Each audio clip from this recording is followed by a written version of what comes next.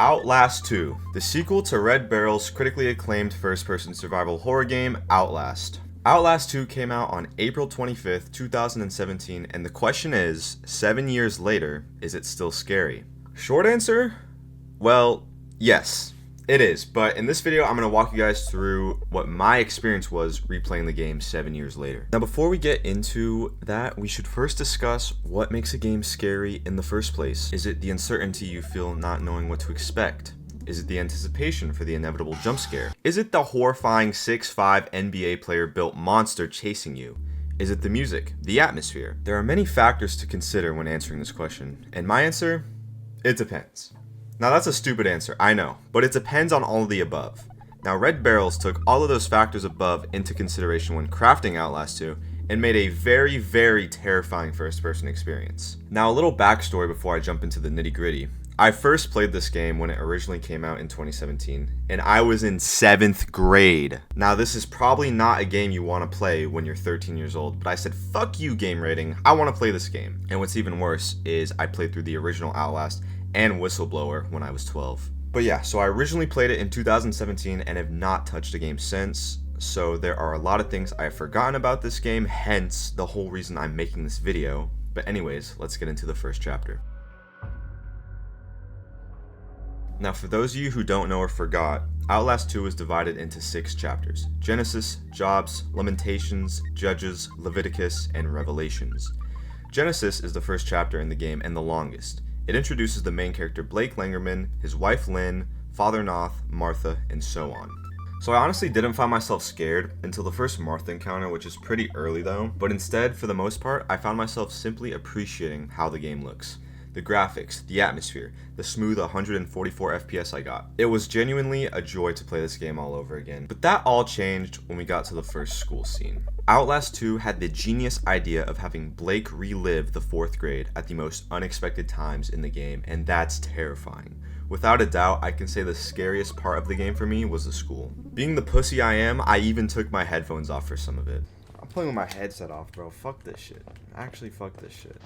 The eeriness of walking through an empty, dark school, knowing there is something lurking, watching us as we traverse our way through the blue locker-filled labyrinth was too much for me. And I even remember during my first playthrough 7 years ago, I was instantly filled with dread and anxiety the minute I was put back into the school. But to be honest, that was the extent of my dread for most of Chapter 1. When not in the school, there was only a few jump scares that scared the shit out of me, and Martha or random people with hatchets chasing me around the map, but besides that, it wasn't even that scary. I once again just caught myself simply enjoying the game I was playing and marveling at how good it looked.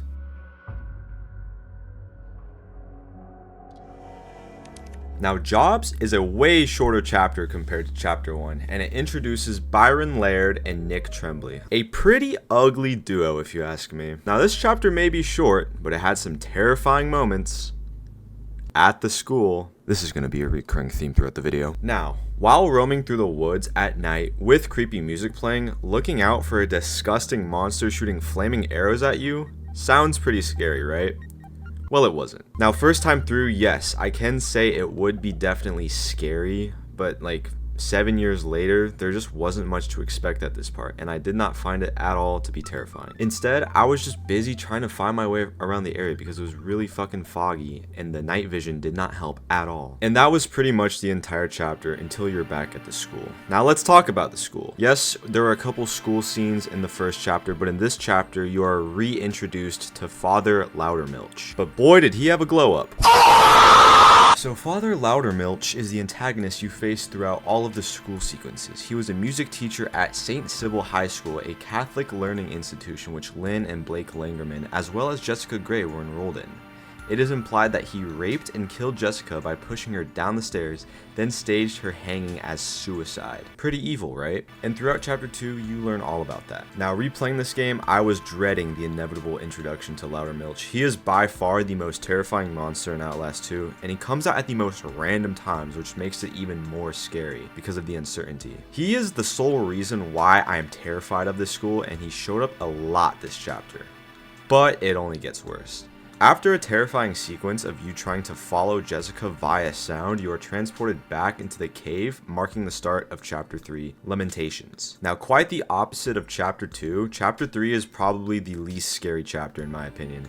Now that doesn't mean it isn't scary though, don't get me wrong, it had its moments. But you spend the first 10 minutes locating a raft by yourself, no scary monsters, no chases, nothing, which you will then use to sail down to the mines, followed by the occasional heretic chasing you. Instead of being scared, I honestly just found it hilarious imagining Blake struggling to sail down this river in a shitty raft fighting for his life.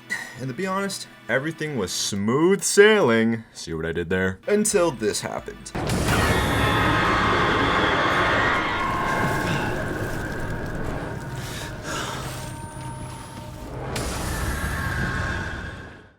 What's crazy is after watching the footage back, this sequence only took 4 minutes, but it felt so much longer.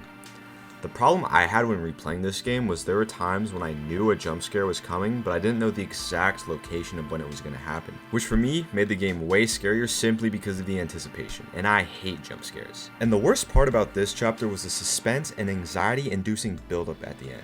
Outlast 2 did an amazing job making you think that you're safe or in the clear after the monstrosity you just witnessed, but then 5 minutes later, you'll be back feeling the same dread and anxiety you felt before, trying to comprehend the horrors that await you.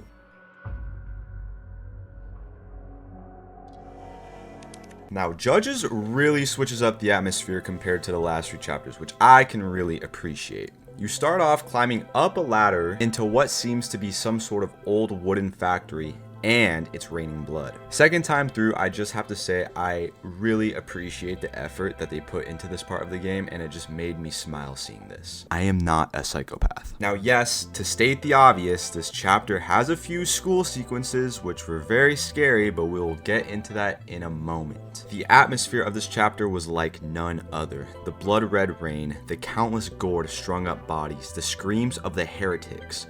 Red Barrels did an amazing job crafting this chapter, but it still wasn't that scary. Now this chapter did bring back something that I've missed, and it's the classic Outlast chase. Now obviously this game has chases, but this chase in this chapter reminded me a lot of the original Outlast chases. I'm talking about running away while scary loud chase music plays, vaulting over obstacles only to look behind you and see the enemy following close behind. It was invigorating. It was an adrenaline rush. No, not literally, but you get what I mean. The chase sequences this chapter had, I felt other chapters didn't, and that made me happy. Not happy that they didn't have them, but happy that we finally got them. And to be honest, there were some parts where I actually was genuinely scared. Roaming through the tower in complete darkness, listening to the screams of the heretics searching for you, the build up to the chase sequence, the anticipation for a jump scare, all these factors made this chapter pretty horrific, and now I'm realizing I'm kind of contradicting what I said earlier. And now, the moment we've all been waiting for. Drumroll please. The school. More specifically, the library. Now, I remember the first time I got here and I instantly closed the game. At this point, traveling to the school was such a common occurrence that I was done with it. Now, don't get me wrong. I love the school in the sense that it fully brings out the horrific creativity that Red Barrels has, and I think they executed it perfectly. But I just find it so damn scary. I mean, scenes like this, where the game wants you to walk towards the deceased girl in a long dark hallway, no thanks. Or scenes like this, where I'm literally pause my game to recollect my thoughts after getting the shit scared out of me. Ah!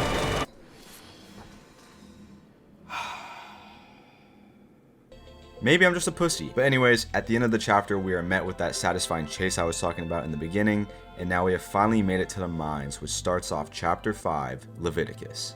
Now, just like Chapter 4, Chapter 5 completely changed up the atmosphere, which I love. It keeps the game feeling fresh and new, which makes me want to continue playing it. And the best part, we are done with the school. Minus a few cutscenes, but nothing scary.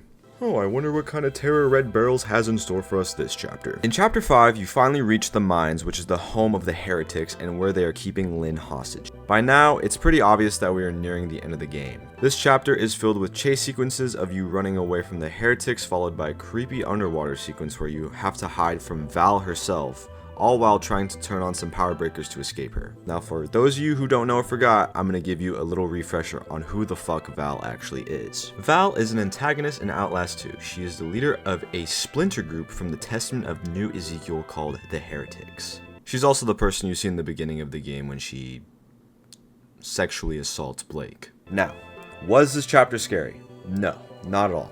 At this point, I've completed all the school sequences that I consider to be scary, now minus a few jump scares that got me. I wasn't at all nervous or anxious during this chapter, but that doesn't mean it can't be disturbing. I mean, look at this shit.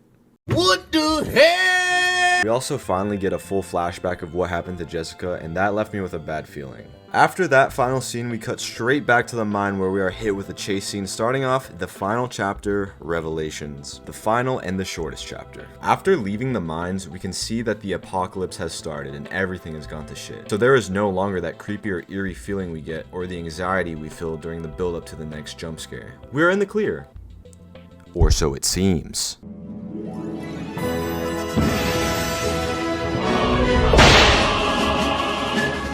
Yep, just when you least expect it, the first monster we encounter comes back for one last hurrah. Which I expected because the first time this happened, it shocked me so bad, I will never forget it. Anyways, fast forward, after Marta's marvelous death, followed up by Lynn's death, followed up by Noth's death, followed up by what seems to be our death, we are back at the school one last time, where we head to what I think is one of the most disturbing endings I have seen in all of the horror games I have personally played through. And that concludes Outlast 2. Now, to ask the question this whole video is based on one last time, is Outlast 2 still scary 7 years later? Yes, most definitely. Now for a follow-up question, was it as scary the first time? Was it scarier? No. It definitely wasn't as scary as it was the first time, simply because I knew what to expect. I found the school scary because it had a way more complex suspense system, I'll call it, and I couldn't exactly remember what to expect. My PTSD jumbled up all the memories. Nonetheless, 7 years later, Outlast 2 is still scary. And that, my friends, concludes this video. If you made it this far into the video, I thank you, genuinely.